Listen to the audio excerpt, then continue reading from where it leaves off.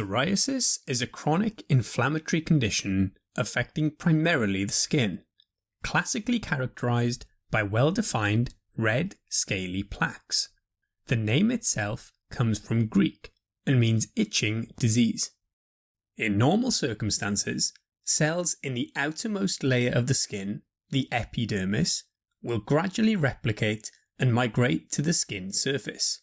These cells are keratinocytes that differentiate as they migrate through the layers of the epidermis, from the stratum basale where they are produced, to the stratum corneum that is made up of mostly dead keratinocytes and keratin. In psoriasis, however, sustained inflammation leads to increased mitotic activity of the keratinocytes, meaning they divide faster than normal, giving uncontrolled proliferation as well as dysfunctional differentiation. The result is the formation of the plaques characteristic of psoriasis, which feature epidermal hyperplasia, inflammatory infiltrates, and increased vascularity. This is thought to be the result of an immune-mediated process present across the dermis and epidermis that leads to a cascade of inflammatory mediators. Specifically, interleukin 13 and 17 have been found in increased levels in patients with psoriasis and are thought to play a significant role, as well as TNF-alpha. Overall, it's therefore thought that external insults in genetically susceptible individuals trigger the immune reaction and development of psoriasis. Heritability is estimated to be between 60 and 90%, and a group of areas of the genome associated with psoriasis have been identified, called psoriasis susceptibility, SORS. One is located close to the major histocompatibility complex on chromosome 6, with the HLA-CW0602 allele being closely correlated with psoriasis before the age of 40 and a positive family history, although the exact mechanism is not currently understood. Triggering or aggravating factors associated with psoriasis include drugs, with beta blockers in 20% of people with psoriasis and lithium in 50%, as well as others like antimalarial drugs, non-steroidal anti-inflammatories, ACE inhibitors, and antibiotics like amoxicillin. Trauma or injury can also induce or worsen lesions, and this is known as the Koebner phenomenon. Infection is another, primarily streptococcal infections like strep throat, but HIV is also another example. Stress, smoking, alcohol, and obesity are also potential triggers or aggravators. It affects roughly 3% of the US population and affects males and females roughly equally. There are two peaks of typical onset, between 15 and 25 years and between 50 and 60 years. Around 1 in 3 people with psoriasis also have an affected family member. There are several different subtypes, with plaque psoriasis being the most common in all ethnicities, making up around 90%. It features well-defined red, scaly plaques, often with a white or silver colour. If this is scraped away, it can reveal pinpoint bleeding, where dilated dermal capillaries are exposed, called Auspitz sign. They can be present anywhere, however the most commonly affected areas are the scalp and extensor surfaces of elbows and knees. Non-Caucasians tend to have more extensive involvement, and plaques can appear more purple in darker skin colours.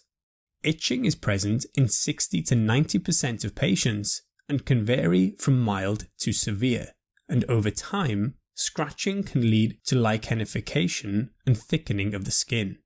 Pigment changes, either hypo or hyperpigmentation, can be left behind as plaques clear. Flexural psoriasis, as the name suggests, is more commonly found in flexures and folds of skin, such as the groin, armpits, or beneath the breasts, and commonly has a moist, shiny appearance rather than silver scales. This is also called inverse psoriasis. Guttate psoriasis often follows a streptococcal upper respiratory tract infection, mostly in children and young adults, and features widespread, fine, scaly lesions that resemble water drops, which is where the name comes from. These are mostly on the trunk, arms, and legs. Pustular psoriasis features development of yellow or brown pustules beneath the skin, mostly on the hands and feet. However, it can be an acute, generalized condition with flu-like symptoms, which is severe and requires hospital treatment as the ability to regulate temperature is lost. The pustules are sterile and non-infectious. Another type is erythrodermic psoriasis, characterized by generalized reddening with fine scales affecting between 90 and 100% of the body surface. This can be painful and, like generalized pustular psoriasis, also feature flu-like symptoms, and similarly is a medical emergency due to the loss of thermoregulation and risk of hypovolemia. In around 1/3 of cases of people with other forms of psoriasis, there can be nail or joint involvement. The joint involvement can be destructive and is most commonly in the distal interphalangeal joints of fingers and toes, but can involve any joint and can vary in its symmetry. Nail psoriasis features pitting, thickening, and discoloration without separation from the nail plate, and may appear like a fungal infection. There is an association between psoriasis and other diseases, with psoriasis, obesity, and type 2 diabetes being correlated, thought to be due to genetic influence and chronic inflammation, and this is independent of age, sex, and smoking history. The interleukin-23 T helper cell 17 pathway is relevant in psoriasis, but is also relevant in atherosclerosis. Overall, these mean a higher risk of metabolic syndrome and cardiovascular disease, with psoriasis itself being considered an independent risk factor for cardiovascular disease. Diagnosis is a clinical one, meaning it can be diagnosed on the history and clinical exam alone. If there is uncertainty, a skin biopsy may be taken. It is generally considered mild if less than 10% of the body surface is involved, and scoring systems exist, such as the Psoriasis Area and Severity Index, but these are generally used more in research. If diagnosed, then a cardiovascular risk workup should also be done. That includes BMI, blood pressure, bloods such as HbA1c, lipids, liver function and uric acid, and an ECG. In terms of treatment, there are general recommendations that include weight management, cessation of smoking and alcohol consumption limits. And a wide range of therapies exist depending on the type and severity of psoriasis. Topical agents can broadly be divided into 4 categories: emollients, antiproliferative, anti-inflammatory, and descaling agents. Emollients are moisturizing agents. They enhance skin hydration and help correct the dryness seen in psoriasis. They also aid the barrier function of the skin and can soothe itching. Many preparations are available, ranging from heavier to lighter creams with more or less lipid content, and so should be individualized to the patient's needs and preference.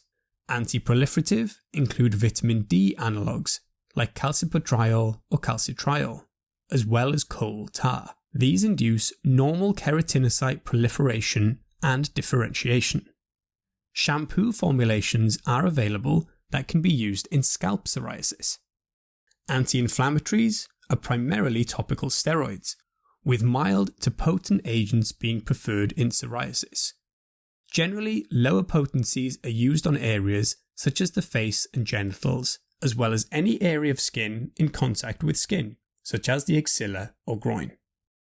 Hydrocortisone is an example of a mild steroid, clobetasone butyrate, also known as Umivate, for moderate, and betamethasone valerate or Betnavate for potent. They are ideally only used for up to 3 weeks before having a steroid break for 1 to 2 weeks, in order to reduce the unwanted effects like skin atrophy and tachyphylaxis, where increasing doses are needed for the same effect. Steroid-sparing therapies include calcineurin inhibitors like tacrolimus, available topically, roflumilast, which is a topical phosphodiesterase 4 inhibitor, and tazarotene as a topical retinoid. Combinations of anti-proliferative and anti-inflammatory agents are available too, such as Dovabet, that includes betamethasone dipropionate and calcipotriol. The fourth is descaling agents. These are keratinolytic and help soften the scales, an example being salicylic acid. This is particularly useful on the scalp, where the scale can be very thick. Phototherapy using ultraviolet light is another option, with UVB light reducing DNA synthesis and can cause mild immunosuppression. And Psorilen with UVA, or PUVA, is a form of photochemotherapy that has an anti-proliferative effect. There is a risk of burns if exposure is too high, and it is used more in extensive cases, but its use is decreasing due to the availability of systemic therapies.